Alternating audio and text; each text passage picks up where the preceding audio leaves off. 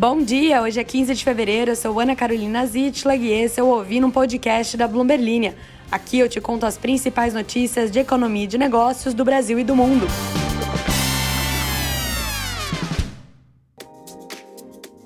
Bom dia, queridas e queridos ouvintes.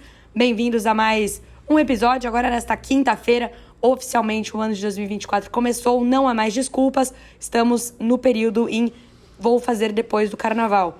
Ele chegou, agora é o período em que você vai fazer as coisas. Como, por exemplo, se a sua resolução de ano novo, por algum motivo que, assim, me foge completamente a razão, você prometeu que ficaria mais atualizado no mundo das notícias, bem-vindo ao seu podcast perfeito para isso. Aqui a gente se diverte, além de tudo mais, além de aprender e de escutar muito caminhão nessa rua barulhenta. É a quinta vez que eu tô tentando gravar esse podcast, não consigo, só passa caminhão pra cima e pra baixo. Que coisa, eu vou continuar. E vai ficar de trilha sonora, de caminhão passando na rua. E pra você achar que você que tá dentro do ônibus, você não saber se é o podcast, se é a rua, se tem um caminhão aí fazendo um racha com o seu ônibus. Enfim, hoje, como prometido, ontem focamos aí em bastante notícias dos Estados Unidos. Afinal de contas, estávamos presos no nosso querido mundo fantasioso do carnaval. E todo mundo sabe que nada acontece durante o carnaval. Claro que acontece, só não. Nós, jornalistas, estamos todos na Sapucaí ou em outras avenidas do samba espalhadas pelo Brasil, e aí a gente não tem tempo de noticiar outras coisas, e também não tem espaço nas homes dos sites.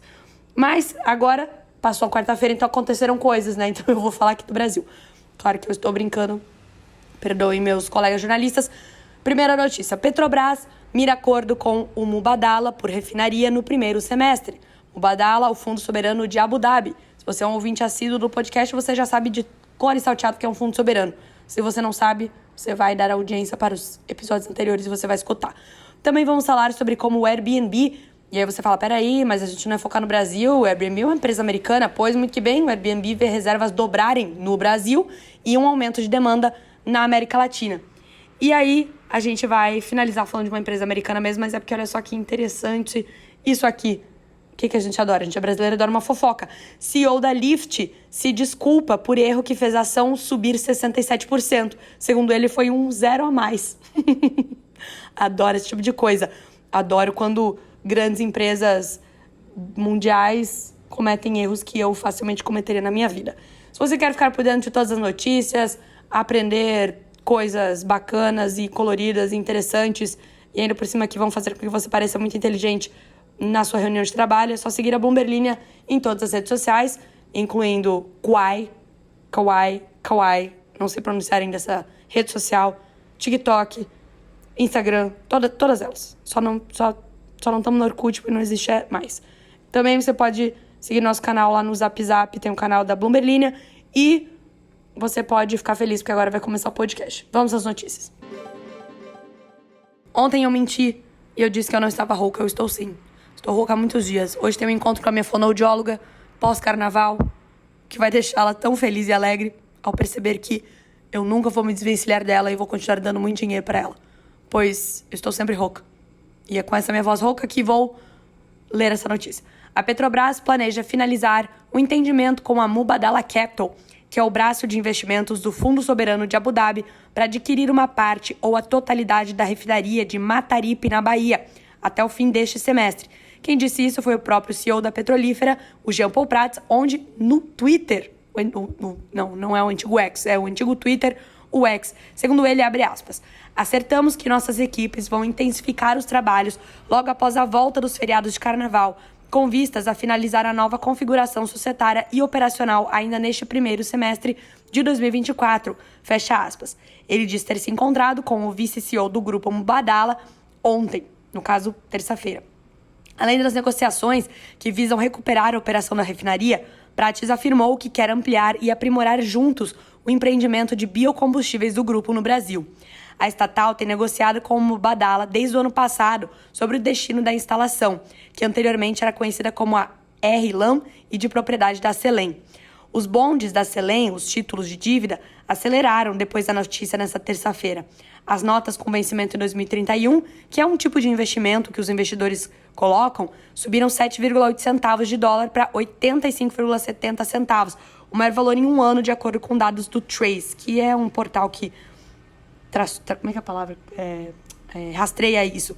Os títulos de dívida, eles são uma maneira de a gente conferir o apetite que os investidores profissionais estão por determinadas empresas. Quando eles percebem uma notícia positiva que pode trazer benefícios a longo prazo, eles acabam comprando mais títulos da dívida dessa empresa, fazendo com que o preço dela suba. A famosa curva de oferta e demanda. O Airbnb encerrou 2023 mais forte do que os analistas esperavam e deu uma perspectiva otimista para o início deste ano, impulsionada pelo crescimento nos mercados internacionais, sugerindo que o boom das viagens pós-pandêmicas ainda não acabou. A projeção é que a receita para os 3 meses até março seja de 2,03 bilhões de dólares a 2,07 bilhões de dólares, superando a estimativa média dos analistas. No entanto, o número de noites e experiências reservadas deve ser moderado em comparação com o quarto trimestre, devido a uma taxa de crescimento particularmente forte há um ano, segundo a empresa de compartilhamento de residências nesta terça-feira. Segundo eles, a demanda dos hóspedes continua forte, principalmente entre os que reservam pela primeira vez. A empresa tinha alertado em novembro que estava havendo uma maior volatilidade global no início do último trimestre, devido a questões econômicas e geopolíticas. Em seguida, contudo, as reservas aceleraram para o restante do ano. Os resultados do Airbnb sugerem que ainda há uma demanda reprimida por viagens. Eu concordo, sigo tendo uma demanda reprimida por viagens, especialmente em regiões que foram mais lentas para voltar à vida normal após as restrições impostas pela pandemia de Covid.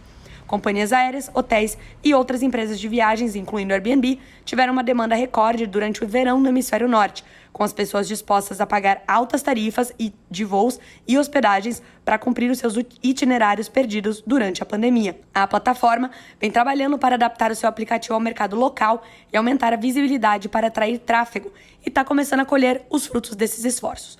As noites reservadas no Brasil quase dobraram, em comparação com o mesmo período pré-pandêmico de 2019.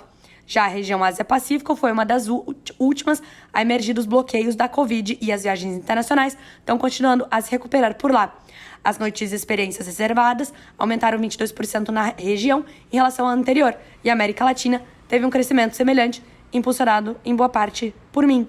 O Airbnb abriu capital em 2020 e também anunciou agora um novo programa de recompra de ações para recomprar até 6 bilhões de dólares de papéis da empresa.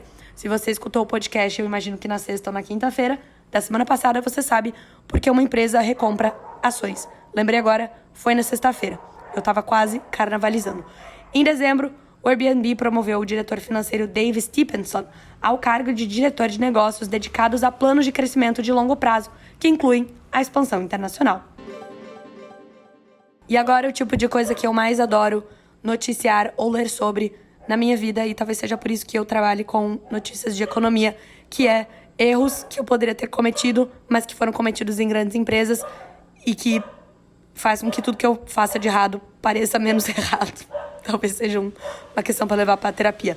O CEO da Lyft, David Risher, fez um pedido de desculpas depois de um erro de digitação inflar inadvertidamente a perspectiva de lucros da empresa na terça-feira, fazendo as ações dispararem momentaneamente. Segundo ele, em uma entrevista à Bloomberg TV na quarta-feira, abre aspas, em primeiro lugar, a culpa é minha, fecha aspas. Ele assumiu a culpa por um erro de digitação em um comunicado de imprensa divulgado na véspera, que projetava erroneamente que uma medida de margem de lucros expandiria em 500 pontos base, ou 5 pontos percentuais. Na realidade, a Lyft espera que as margens cresçam 0,5 pontos percentuais. Ponto percentual. Foi um erro grave, segundo ele. Foi um 0 a mais em um comunicado de imprensa. O erro de digitação, que apareceu em vários documentos da empresa na terça-feira, ajudou a impulsionar uma alta de 67% nas ações da Lyft na negociação pós-mercado. Segundo ele, o erro foi grave, mas não deveria tirar o mérito do desempenho financeiro arrasador da companhia. A Lyft é uma concorrente da Uber. A empresa, meu Deus, além de um ônibus, passaram foliões na minha rua agora. Afinal de contas, ainda estamos na semana do carnaval. A empresa Lyft, não a empresa Carnaval, informou que as vendas brutas saltaram 17% no quarto trimestre em relação ao ano anterior. O Risher, o CEO, disse que a sua equipe na Lyft estava levando o erro muito a sério e observou que foi corrigido dentro de segundos após ser encontrado. Porém, em uma teleconferência com analistas para discutir os resultados trimestrais, os executivos da Lyft não mencionaram imediatamente o erro em suas observações iniciais. A diretora financeira da empresa, a Erin Brewer, apenas começou a se referir à perspectiva da empresa para uma expansão de 50 pontos base. Foi só mais tarde, na teleconferência, quando um analista apontou a discrepância, que ela reconheceu que a sua perspectiva era, na verdade, uma correção do comunicado da imprensa. Hoje, eu também recebi um e-mail com uma comunicação de imprensa que falava alguma coisa sobre a Katy Perry. Logo em seguida, veio uma errata desse comunicado à imprensa e eu fiquei tentando entender por que erro era esse. Por que eles tinham mandado uma errata desse comunicado? Quando eu percebi que o primeiro comunicado estava escrito Katy Perry, K-A-T, e não K-T-Y, como é o correto. E aí essa empresa se dignou a mandar uma errata para escrever o nome dela corretamente. Incrível. Chegamos ao final do podcast. Lembrando que você sempre pode deixar as suas críticas, sugestões, perguntas na caixinha de comentários que fica logo após o seu episódio no tocador do Spotify do celular. E às vezes eu faço a leitura deles, como por exemplo ontem eu perguntei aos pais de plantão ouvintes do podcast o que eles achavam sobre a notícia de que marcas como a Pampers estão promovendo aí outros tipos de comunicação para incentivar a compra de fraldas, já que a taxa de natalidade está caindo nos Estados Unidos. O Faria Loser, adorei esse nome, poderiam focar nas fraldas geriátricas, diz ele, ou quem sabe diminuir os preços. Mas é mais fácil o Nelson Ned ressuscitar do que isso acontecer. Achei bem específico a parte do resto. O Guilherme Limone diz que tá grávido e que já aderiu às reutilizáveis, metade do preço e menos lixo. Mas fluxo de caixa é ruim porque tem que comprar de uma vez só. É interessante. O Alex também lembra que existe uma geração de filhos únicos. E mais uma informação da minha vida aqui pra vocês, que depois eu esqueço que eu contei. E aí vem um colega de escola da 5ª série me falar alguma informação que eu falo, como essa pessoa sabe disso da minha vida? E aí ele fala, eu escuto o seu podcast. Eu sou um exemplar, eu sou filha única. Meus pais não gastaram dinheiro 2 vezes com fraldas, somente comigo. E o Felipe diz que fralda está caro demais. 2 meses depois do desfraude do filho dele, ele conseguiu comprar um carro, coincidência real. Caraca. O Lucas disse que ficou surpreso porque eu voltei com voz. Inclusive, e o outro Felipe disse que tá orgulhoso que eu fiz vários exercícios. E a Aline diz, sou mãe e já tinha pensado nessa queda nas vendas de fraldas.